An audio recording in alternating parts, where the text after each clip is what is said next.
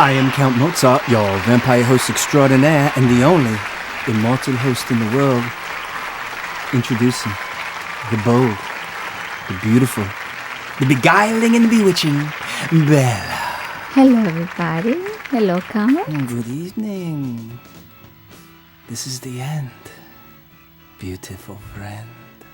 The end.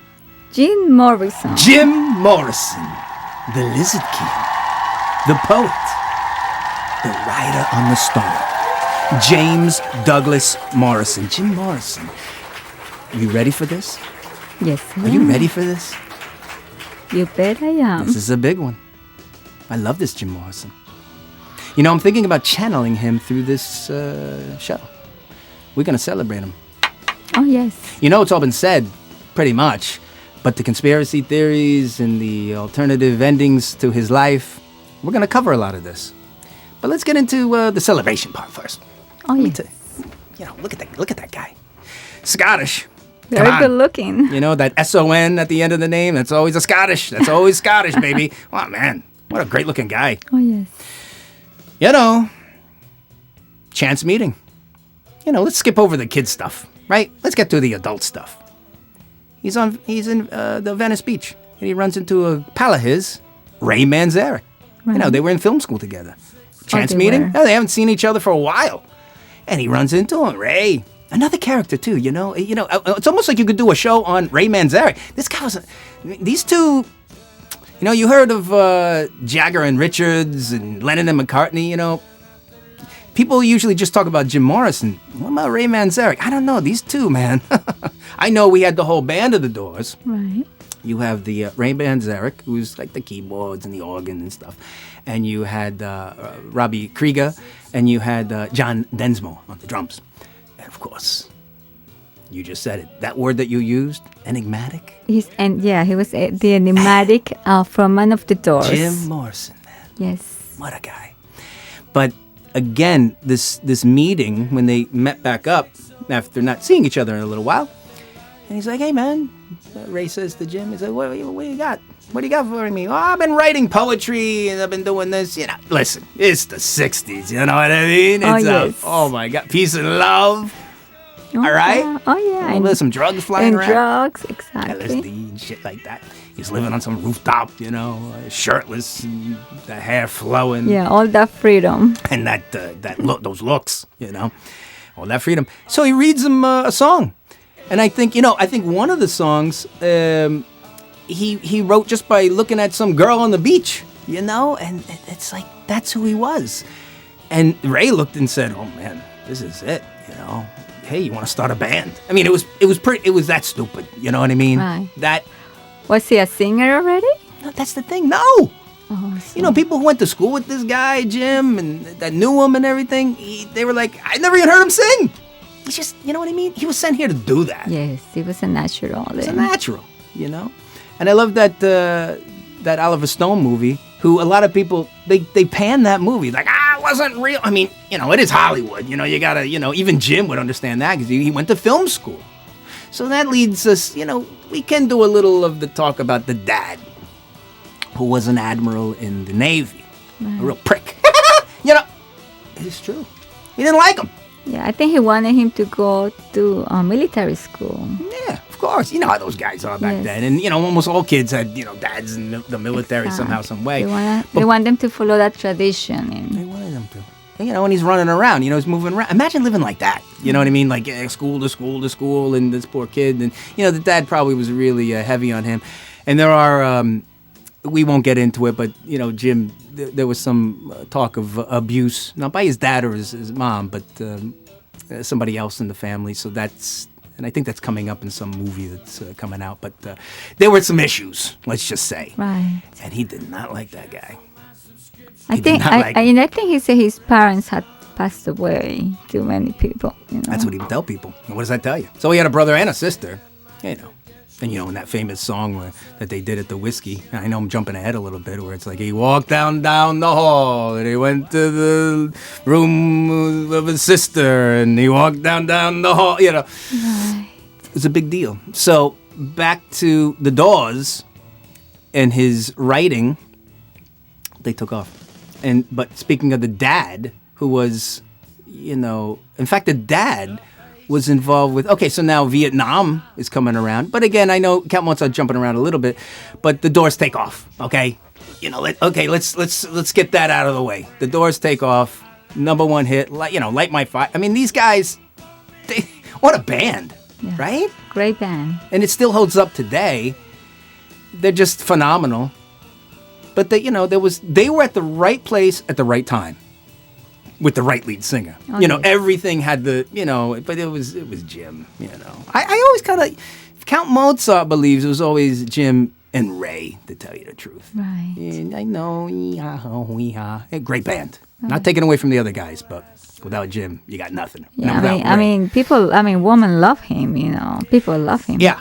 And that, don't think that he didn't like that. Some people paint the picture that he was like this, he didn't like the fame. He liked it. He liked it to an extent. Once it gets overboard, it's a problem. And also he had problems, and who doesn't? You know what I mean? So they paint him as it's an enigma that the guy, everybody has issues in life. So fame and fortune and money, don't take that away. It compounds it, really. Yes. Right? It's true. And of course, back then, again, you got to think about the times, the 60s, and he was a rebel, king of the rebels. And he's young. He's not some 30 or 40-year-old guy running around. Right. He's a 20-something-year-old guy living it up, hits fame and fortune. They made a lot of money, the Doors did. Right. A lot of money. And, all of a sudden people start kicking him because, he was a drunk. It's like, who wasn't? I mean, you know what I mean? But he was a terrible this and that. So he was more into like alcohol than drugs? Yeah, I mean, they dabbled a little bit, probably with the LSD and stuff like that. I mean, he was all into literature. I mean, look, the name of the Doors comes from that book, and he was a big reader of Nietzsche. Oh, really? Yeah, he was a great reader. He loved philosophy, and he studied these things. He was a reader. He was a writer. He loved poetry. He wanted to be a poet. Oh, I didn't know that. He had a way to go. And that's, to some people, they're going to say, Count Mozart, what the hell are you talking about? He was the poet. No, he wasn't. He was a lyricist. And a dynamite one at that. He was a lyricist. Now, you can say it's very poetic, his lyrics, and they were, but that's what he was. It's like Bob Dylan. Would you call Bob Dylan a poet? Some people would. Right. But, is he a Robert Frost? No.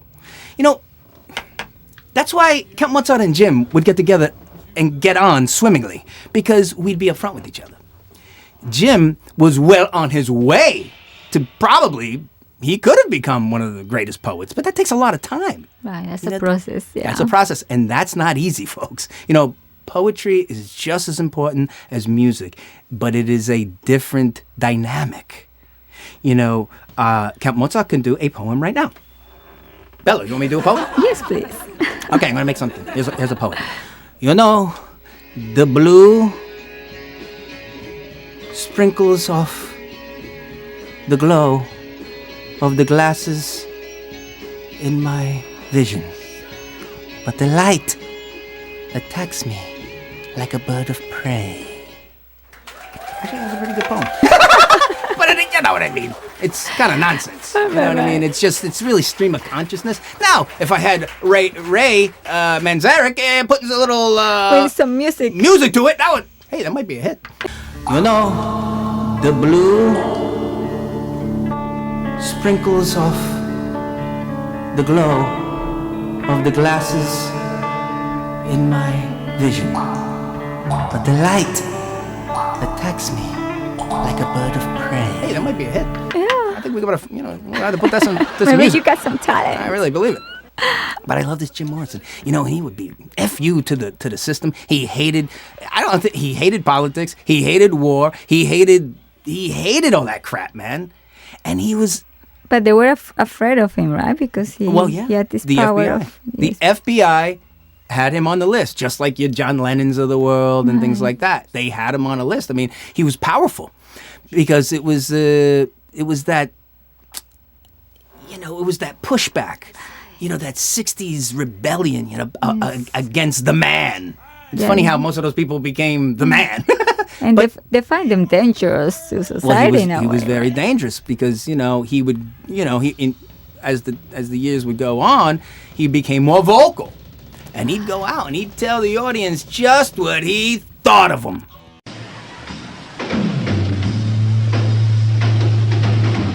You're all a bunch of fucking idiots!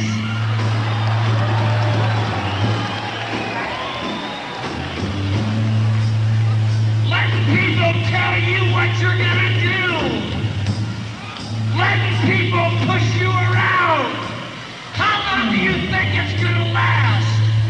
How long are you gonna let it go on? How long are you gonna let them push you around? How long? Maybe you like it. Maybe you like being pushed around. Maybe you love it. Maybe you love getting your face stuck in the shit. Come on. You love it, don't you? You love it. You're all a bunch of slaves. Letting everybody push you around. What are you gonna do about it? What are you gonna do about it? What are you gonna do about it? What are you gonna do about it? What are you gonna do about it? What are you gonna do? And let me tell you something, he was right. And his dad, speaking of bad things like Vietnam, the Vietnam War, they wrote that song, The Unknown Soldier, one of the best songs ever. They were against the war. Who wasn't? Like, if you were for it, you should have your head examined, you know what I mean? And so, but his dad was a part of it. He's admiral on these ships, know? The Gulf of Tonkin. He was involved in that. Wow. The Gulf of Tonkin got us into the Vietnam War, one of the biggest tragedies ever. It was a big fraud. Oh, yeah, big fraud. Just like every war. It's a fraud. Unless you got a bunch of people, landing on your shores, coming for you and your family, all right, fight tooth and nail. If not, stop fighting people, it's ridiculous. And he understood this. He's even deeper than that, because he would do interviews and he would talk about televisions and saying how, the young people, not just children, but young people, that's when, you have the most energy. Like Count Mozart talks about, that you can change the world. And he knew that. And Jim was so smart, And he said, but what they do is they put these televisions in front of your face and just hypnotize you. To me, there's something incredibly sad about a bunch of human beings sitting down, watching something take place. And just, when you think about it, I love movies as much as anyone else, but the spectacle of millions and millions of people sitting in movie theaters and in front of television sets every night, watching a second or third-hand reproduction of reality going on, when the real world is right there in their living room, or right outside in the street or down the block somewhere. I think it's a tool to somnambulize or hypnotize people into a kind of waking sleep. Yeah. So you don't do anything. You don't fight back. Right. You don't wake up. You march forward. Yes. And so the FBI was after his ass. And they got him, didn't they? They did, right? Yeah. We jump a little ahead with Florida in that big scandal. Where he had, the night before, he had seen some kind of nude, like a theatrical play or something. It was all about, they were all naked and stuff. And that was all, the rage. And they say he was the one, exposing himself. He was all loaded, dude. Right. But he's out there, hey, I'm going to show you my thing and all this thing. Let's get naked. So it was more verbal. He's let me tell you something. For all these people who say he hated what he did, he knew what he was doing. He was putting on a show. Right. And he was pushing the buttons and pushing the boundaries and crossing the lines. And that's what it's all about. But they hated his guts. Right. And the FBI wanted him, and the cops. By the way, you ever see that there's always cops at those concerts? Like, you go now, there's like security guards, with the word security on the back. Now they were cops. Wow. And so they were waiting to get him. Yes. And sure enough, they got him. So he was charged, and he was going to jail for 6 months, a fine of $500, but he got off on bail. Yeah, $50,000. So he was free on bail, and then that's he flew to France. Yeah, he skipped out of here, man. He went to Paris. This girlfriend of his, Pamela, was a disaster. That's another thing. People glamorize these two together. What a disaster. Again, Count Mozart. We're talking to Jim right now. I'd say, man, you know what? Drop that zero. Right. He was terrible for him. Yes. That's his muse and all this. People glamorize stupidity. They weren't good for each other. They were two disasters together. And look where it led them. Yeah, very sad. She was on heroin. She was in, and she injected it. She shot heroin. How crazy! And he was, and don't get me wrong, he was getting loaded too. Right, but she was a bad influence. Yeah, she was a terrible influence in this guy, and he had a hard enough life because he had issues. I don't think he trusted too many people, and then once the business took a hold, that probably really screwed him up a little bit because it's like even the guys in the band, always had issues with him pushing the boundaries. And, that's what it was all about, folks. You got to push the boundaries. He was right. We're all slaves. Yes, we I are. love this guy. Yes, Jim Morrison, man. And look at the way he stood. And about that time where they did what was that guy's name? That old goof with no neck. The Beatles were on there. Sullivan. They went on Ed Sullivan. They're like, don't say I can't get much higher. Like that was a big deal. Oh, really? Yeah. Light my fire. And, and he goes, come on, baby. So you know what he did? He said it anyway. Love him to death. And then sometimes you come out loaded and drop on the floor. And, very wild. He's just a wild guy. And yes. You know what, Bella, I've never done this on the Count Mozart show. Okay. But you know what I'm thinking about? I'm thinking about channeling Jim. Oh, we should try that. I'll go into a trance. Okay. And I'm going to try to channel Jim Morrison. And then you can ask him questions. Okay. But we're going to give it a try, okay? So let me give this a shot, and we'll see what happens, folks. This is a first ever on YouTube or any other platform that anybody has ever channeled Jim Morrison. Count Mozart's going to do it. This is a world exclusive. I don't know how it's going to go. I'm going to be serious. I'm not joking around. I'm going to be serious about it. In fact, I got my blood. And we're going to go for this. So give me a moment here. I'm going to put a candle here, and then we're going to go into this. So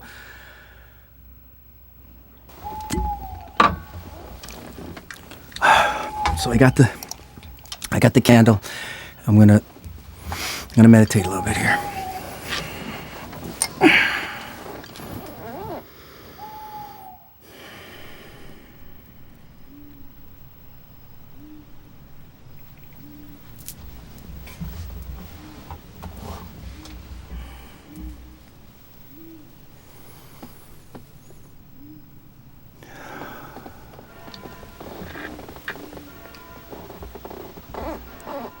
Hey. Hey, Jim.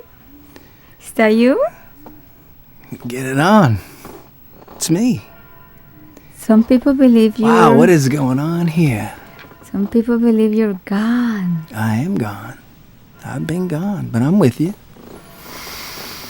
Wow. What do you want to tell the world? Wow, you got these lights going on. I really like it. I was into film. This is some setup. I know what you guys are up to. I like it. I like your show. I really do. That's great to hear, Jim. Oh, man. I know. Who are you? I'm Bella. You look familiar to me. I'm Bella. Hi, Bella. Hi, Jim. All right. This is a little strange. You calling on me? Yes. What do you got for me? Yeah, the world wants to hear about you. What really happened in Paris? Oh, they killed me. Oh, they did? Oh, yeah. Was it the FBI? It's a combination. It was a combination. Bad timing, It was a bad timing. So they used... My girlfriend was involved. Right. And it was bad time. I don't really like talking about it, but they took care of me good. Yeah, to send you to heaven. Didn't really work the way I thought it was going to work. But, wow, look at that camera. You know, I've never really left. Kind of like your Count. So you're still around? I'm still around. I'll never leave. But all I do want to tell you people out there is that you have to wake up, like the Count says, and kind of push back on these people, because they do not have your best interests in mind, and they are not out for you. They are bad, bad people. And you got to wake up. Just get away from those cell phones, too. That's nothing good about that. Stay away from that, and you got to start fighting. You got to start pushing back, because you know what? The end is coming quite quicker than you think. Anyway, I'm going to go now. Wow, that's a strong message. Well, it's the truth. And, you know, you have to be involved with the truth, you know? Everything's about the truth. Lies is the life you're living. It's not really real. Life is a hallucination. It's not real. It's what you perceive. Doors of perception, right? It's the doors of perception. Yeah, that's what it's all about. You don't mind. You don't think the Count will mind, do you? No. Well, Bella, I really like what you guys are doing. I'm behind you 100%, but you got to get the message out. You got to start pushing back a little stronger, both of you. You know, you just keep pushing, and you know, you'll get that message out. Will do. Jim. Wow, this is something else, man. I like what I see. You take care now. Thank you, Jim. You too. You're welcome. Goodbye. Goodbye. So anyway, yeah. So he fled, you know. But remember, you know, when he went over there to Paris, you know, most people don't know he had those.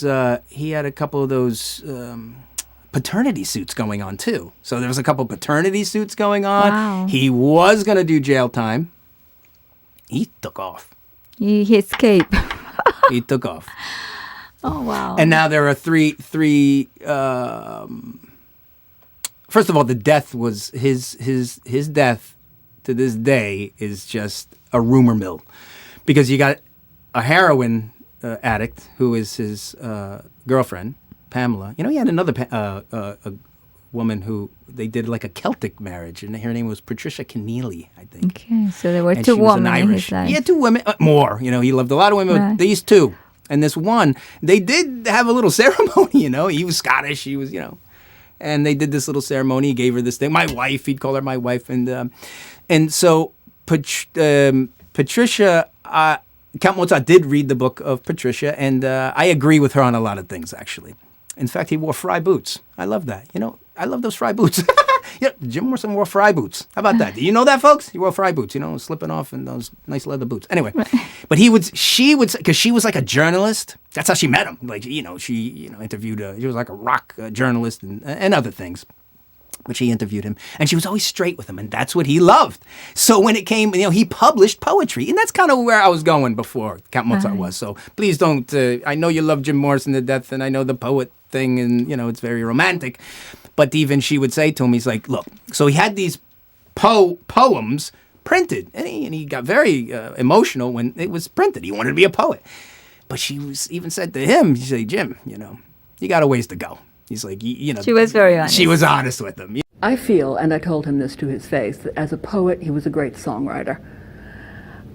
I just did not think that the poetry measured up. And once I started seeing more of the poetry, when his private books came out, you know, and he gave copies to me, and I read them, and I thought, oh, you know, whatever.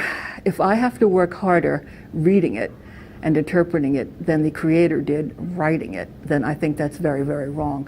It doesn't have to be obvious, but it all has to be there. It's like the iceberg. You have to have the 9/10 that are underwater in order to give meaning to the 1/10 that's above the water, that when you ram your freighter into it, it's going to, you know, take you down to the bottom of the ocean. I really did not think he was that great shakes as a poet. As a songwriter, I thought he was brilliant. And I really hoped that when he got into the poetry, that it would be as brilliant as the songs, because he wasn't tied to the requirements of a melody line. He could just spread out. Unfortunately, I think he spread out too much. I did a review of the poetry books in Jazz and Pop, and when he read it, he sent me a telegram at 3 in the morning saying, "Thanks for the pat on the back."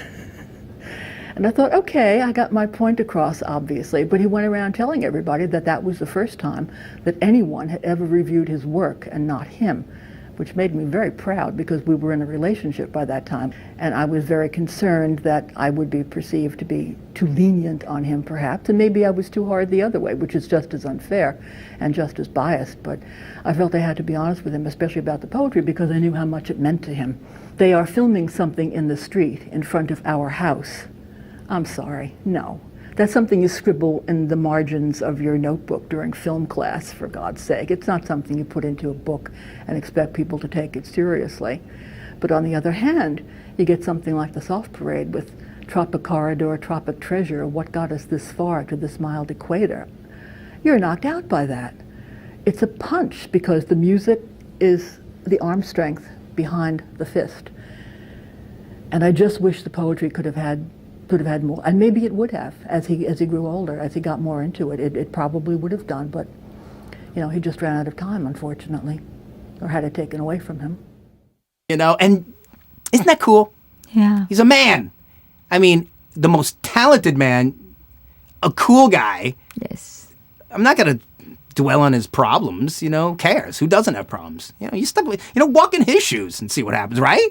Correct. So she was always upfront with him. It's like, she would, in print, she was a little bit more kind, but in person, she'd say, hey, man, you got to do better. And you will be better. She was cool. That's the kind of woman he needed. Yeah. And that's why he stuck with her. He knew. But for some reason, he had a real connection with this other, kook. So anyway, back to the death over in Paris. The girl's story, this girlfriend of his who was, into heroin. And it's funny, even though she shot up, supposedly they say, but she didn't look like a junkie and she didn't look, meanwhile, she was like 100 pounds or less. She looked terrible. Oh, really? Nah, she was a mess, and but she's still alive? No. No? Oh, she passed? My God, it was only a couple years after Jim's passing. She died. OD'd. Oh, she did. You might want to delve into that and see what really happened there. Okay. Don't forget, folks, he was on a list. He was a troublemaker. So what had happened was, there's 3 things. Maybe, we'll find out the truth. But her story is they did some blow, but he didn't know it was really heroin because you can ingest heroin. You don't have to just shoot it. Right. And that really messed him up. And then he's like throwing up. And that's another thing. They're saying, he's all out of shape and all this. You know what? Jim has another theory on being fat. You put on a lot of weight. Are you eating a lot? Well, that's something that really bothers me. What's wrong with being fat? That's what I want to know. Why is there such... I didn't say there was anything wrong with it. Why is it so onerous to be fat? I don't see anything wrong with fat, I remember when I used to weigh 185 pounds. I'm the same height. I was the same height that I am now. I weighed 185 pounds. And I was going to college, and I had this food ticket at the cafeteria.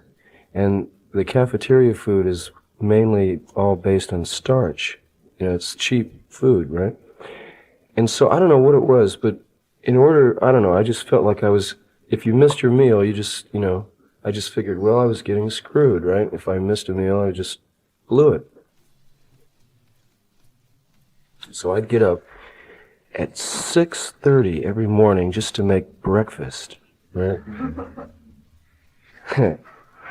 Eggs and grits and sausages and toast and milk. Then I'd go do a few classes, and I'd make it in there for lunch. Mashed potatoes. Every now and then they'd put a little piece of meat in something, Then I'd go to a few more classes, and then I'd go to dinner, and it was just more mashed potatoes. Yeah. Yeah. And And so about 3 months later, I was 185 pounds. And you know what? I felt so great. I felt like a tank, you know? I felt like a large mammal, a big beast. When I moved through the corridors or across the lawn, I just feel like I could knock anybody out of my way, you know? I was solid, man. It's terrible to be thin and wispy because, you know, you could get knocked over by a strong wind or something, you know? Fat is beautiful. He has another theory on gaining weight. Right.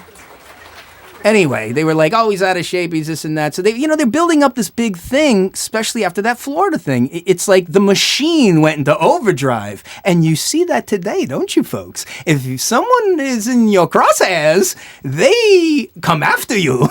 They do. They ruin your career. They told the promoters, do not play the Doors. Right. Do not book them. Do not... Come on. Yeah, control. Promoters are the sleaziest guys in the world. They'll do anything for a buck, unless the government's telling them.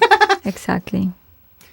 So then she says, oh, he feels bad. He wants to take a bath.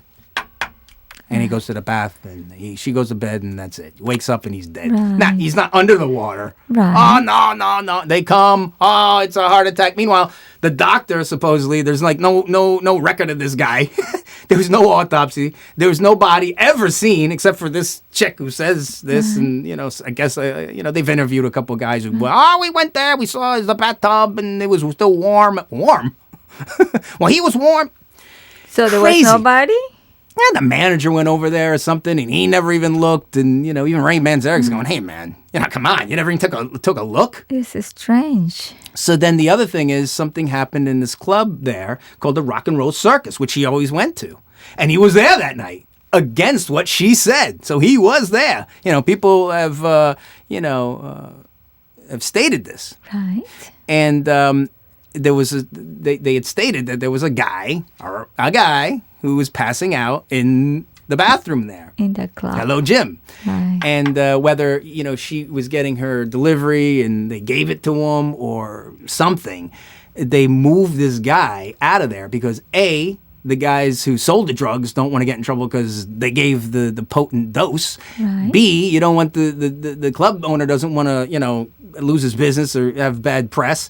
And then they moved the body to the apartment, and then, sometimes you want to revive somebody, you throw them in a tub and da-da-da-da-da. And they did that. So that's another story. And then the other story is that he faked it all, which is, that's stupidity. So some people still believe he might be alive? Yeah. Good luck with that. But you have. Well, yeah, I thought maybe people believe that, so they can always go to the grave and Bella. DNA. Find. Yeah, Bella's pretty smart, Yeah. folks, so don't believe everything you hear. Listen to Bella right here. She came up with this earlier tonight. She goes, by the way, Count, if there's such a question, go do a DNA test. Of course, that's very simple. Hello? And they You know have what? the grave and everything. There you go. Good for you. Good, yes, Hey, yes. You know that grave used to have this giant bus there? By the way, the bus was like 300 pounds or something like that. They stole it. Someone stole it. Oh, someone And then they stole found it. it again. And if you read the article, so stupid, ladies and gentlemen. They're like, we found it in, it was a case unrelated, but then we found it, and with no details. It's like, who took a 300 pound That's very strange. head? Is busted Jim. Right. And da-da-da-da-da. So anyway, getting back to the death story, that's the big controversy, but who knows? You know what I mean? What we do know is this man was phenomenal, and he created such beautiful, empowering, lasting, God, I don't even know what to say. That kind of music. Yes. Jim Morrison. Wow. And he died young, 27 years old. I love this guy. Oh, the 27 Club. Like, We used to joke around about that. Yes, 3 guys, right? No, it was Jimi Hendrix and Janis Joplin, and then Jim. Jim. Jim Morrison. I don't know about the way he stood there, with the, Right. the way he looked and everything, and that movement and everything. He had that look. Ladies and gentlemen, come on, Jim Morrison. What are you gonna do? We need to go any further with this episode? I don't even know. I mean, Count Mozart's gonna inject some really cool stuff in the video as a celebration, but I really believe that there's a little bit of Jim Morrison in all of us. And what do I mean by that? You better start pushing back. Don't fall for other bullshit. Jim was right. Don't be stupid. Don't put your head in the sand. Wake up to what they're doing to you. And maybe the FBI is going to come after Count Mozart. You better be careful. Or they come after me. Oh, what do they want to come after me for? You were more like, Well, you know what I mean? Well, but, Jim Morrison was one of the original influencers. Yes. That's why they come after them. And you're like an influencer too, Count. So you better be careful. Thank you, darling. Well, you know what? We don't want to influence people in a negative way. We want to enlighten them. And you know what? Let's change. Let's change that definition. Let's change that word. Let's call it what I just said. We are enlightening.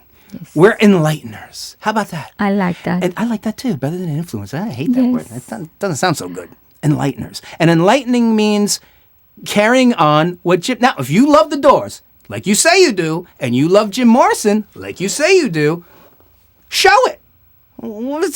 Just because you listen to his music and la la la la, oh wow, zippity-doo, Riders on the Storm. And by the way, that L.A. Woman, when he split, he had recorded L.A. Woman. Oh, what a drunk he was. One of the best albums ever. Oh, what a terrible drunk. He's laying down on the side. Who hasn't done something stupid in their 20s?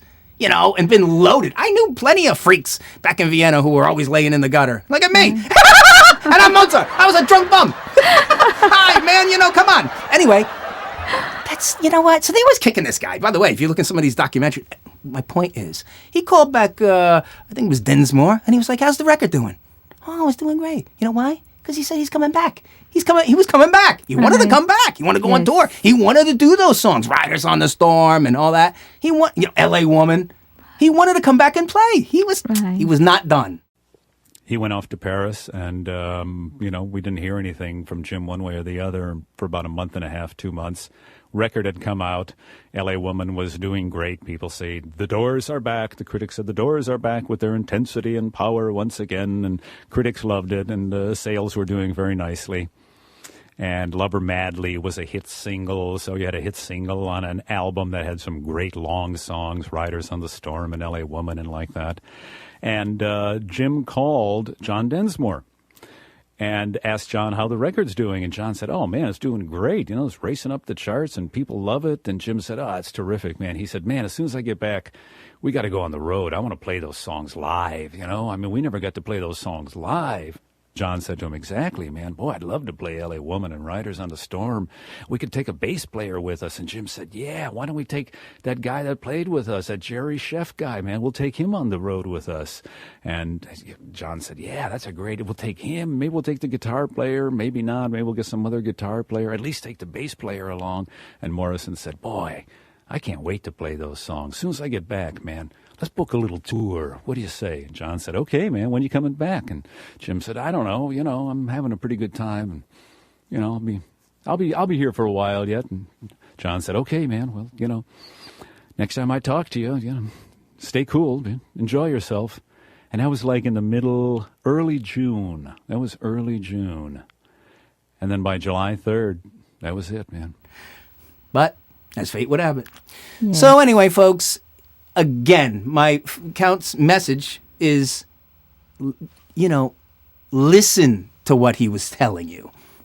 Enjoy the music, but come on, man. Let's get that Jim Morrison spirit, the rebellious spirit. You know what I'm talking about. Let's get that rebellious spirit. No more war. No more falling for this, the government overreach. Scanning your eyeballs, running your life, mandating everything that you need to do. No, man. No, we're not stupid. Too much control. That's right. All this control. Come on, wake up. Come on, break out of this, man. Break on through to the other side. Let's go. Let's do it together. I love this Jim Morrison. I'm feeling the energy. I think he's here. I think he's here. I believe so. I believe he's here. Let me tell you something, man. I think, I better get going here. This is crazy. We got to go out tonight. Get ready. Ladies and gentlemen, Bella, come on, let's do this. We love you all. We shall return. We promise. Promise. Now break on through. Break on through. Come on, let's do it together. Go listen to that Jim Morrison. Go listen to those Doors. And we'll see you on the next Count Mozart show. We love you all.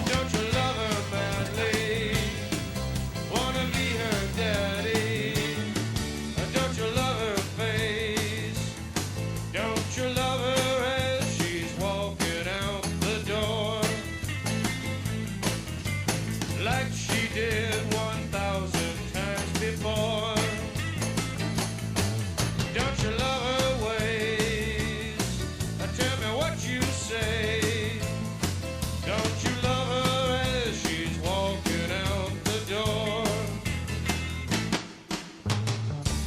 All your love, all your love, all your love.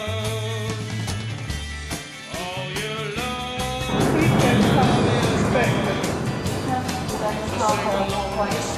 Name? Robbie Krieger. Age? 22 years old. Occupation? Guitar. Name? John Densmore. Age? 23. Occupation? Percussionist. Name? Raymond Daniel Manzarek. Age? Born 2/12/39. Occupation? Musician. Organist. Name? Jim. Occupation?